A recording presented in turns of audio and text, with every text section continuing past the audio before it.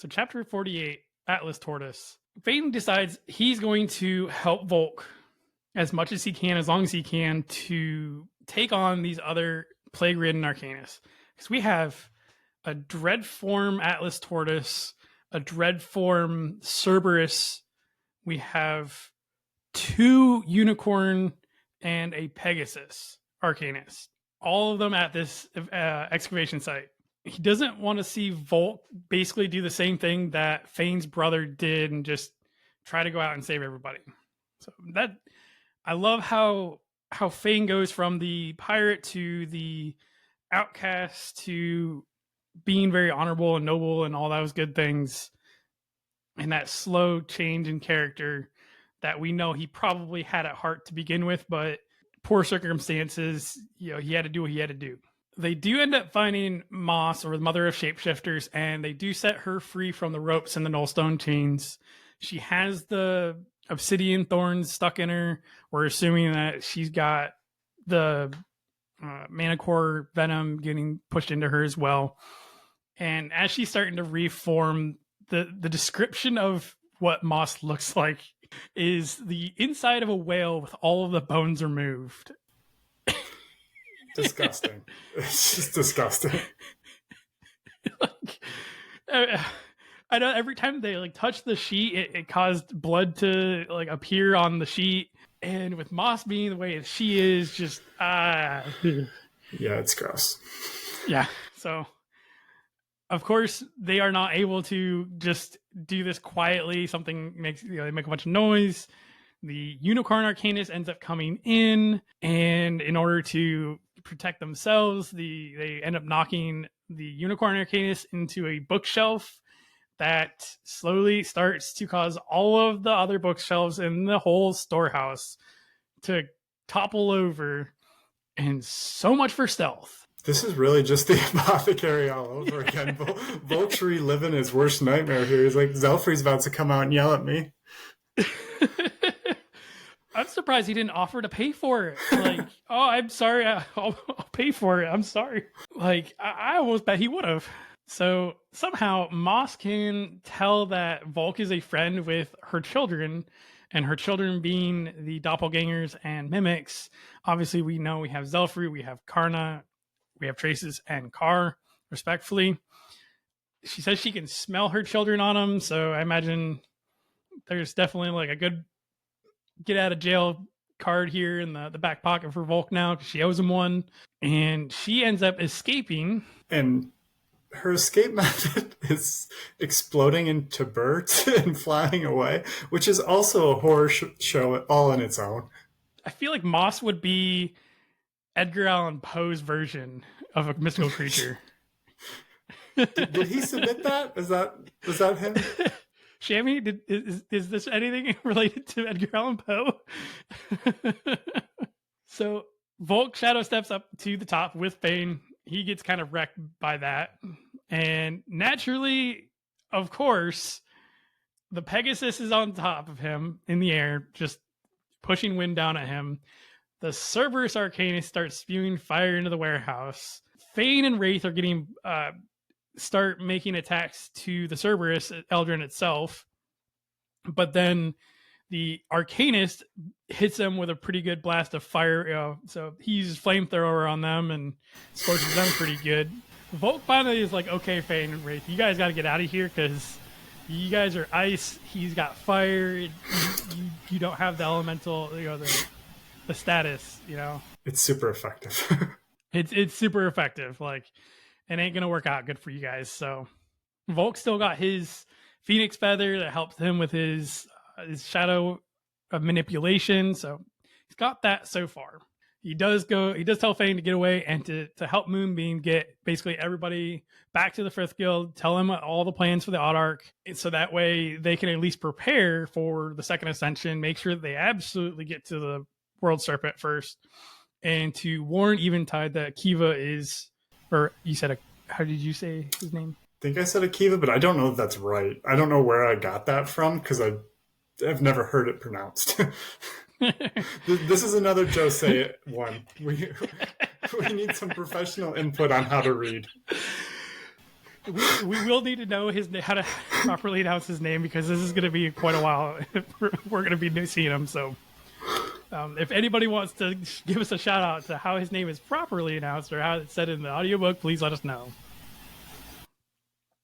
So Volke is now making his last stand against all of these other Arcanists. He basically says, screw it. He uses his aura and basically forces it out. So he's doing his Eclipse aura. Not very effectively, but it's still empowering him.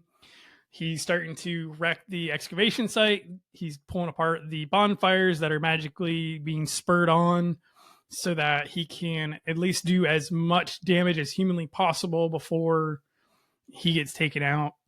He's fighting all of these other Arcanists and their Eldrin right now.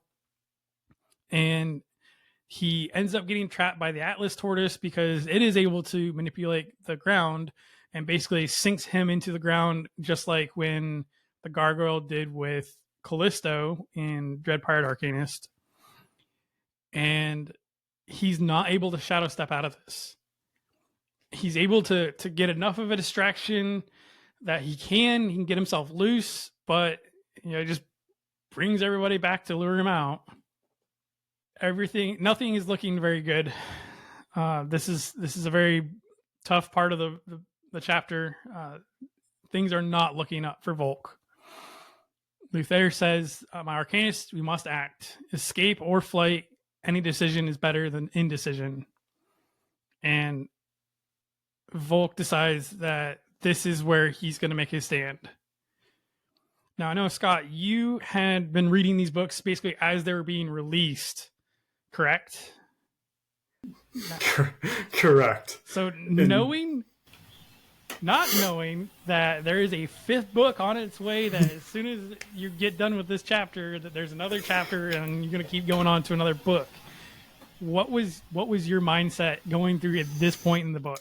I actually felt better at this one than at the end of Colosseum Arcanist, because here I was like, I think Volke's got some tricks in his bag. He's going to pull something out. I don't know how it's going to happen, but I had faith. I think at Colosseum Arcanist, I just struggled because it was the plague. There's been no hope against the plague yet. And it was this thought of like, oh, Luthair could easily kind of end this. But with Volke teaming up with Luthair, yes, the odds are stacked against them, but I actually had some faith in Volke on this one. I was like, he's gonna pull some shit out. I don't know what that shit's gonna be, but he's gonna pull some shit out. So I was excited. I was very excited at this point for it. Yeah, because I know when I was reading through this, I'm just like, oh my, I'm spiraling. Like, it's not gonna work out. I kept reminding myself, even like there's 4 other books after this. Like it's got to work out somehow, but dang it, I don't know how. Yeah, it's rough odds for him. I will say that. That concludes Plague Arcanist, and next week we will be going over, or we'll have the interview with Chad and Shammy for the tabletop game, along with the following week we'll be starting World Serpent Arcanist.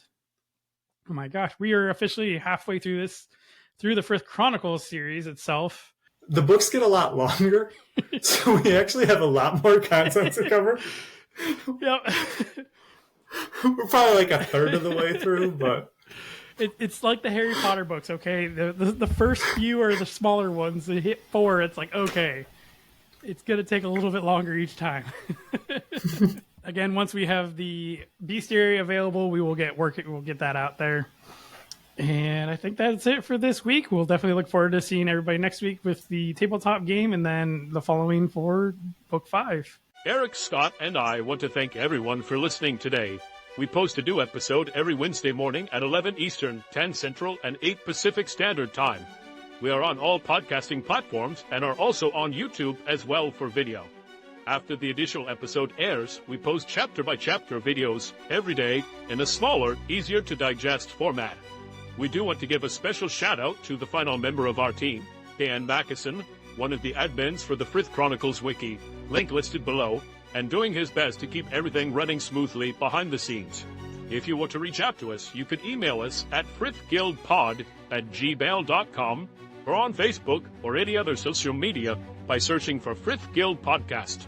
Just to remind everybody, we have links to everything in the description below on both the podcast and YouTube. Scott, do you have anything else you want to add this week?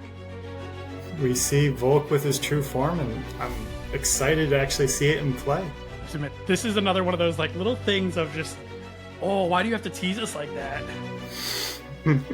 Give us nothing else. Stay tuned. Everyone loves a cliffhanger, right? Right, exactly. All right, thanks everybody.